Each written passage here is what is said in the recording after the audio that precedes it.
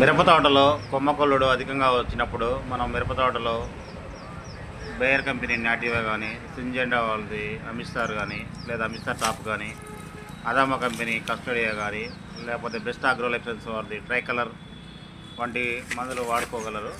దీంతోపాటుగా కాంబినేషన్గా ఏది కొట్టినా కూడా ప్లాంటమేషన్ అనే మందు కొట్టడం వల్ల కలిపి కొడితే చాలా బాగుంటుంది. ప్రస్తుతం ఇది మిరప తోట మన ఖమ్మం జిల్లాలో మిరప తోట చూసాం. మనం ఫీల్డ్లో భాగంగా కోచిరక గ్రామం దగ్గరలో ఉన్నది మిరప తోట. ఇది సుమారుగా ఎకరం వరకు ఉంటుంది. ఈ మిరప తోటలో మనం అబ్జర్వ్ చేసింది ఏంటంటే కొమ్మగొల్లు, విపరీతమైన కొమ్మగొల్లు వచ్చిందండి. దాదాపు ఇది 60 రోజులు 65 రోజుల తోట ఇది. సో ఇలాంటి తోటలు మన తోటలో కూడా చాలా జాగ్రత్తగా చూసుకోవాలండి.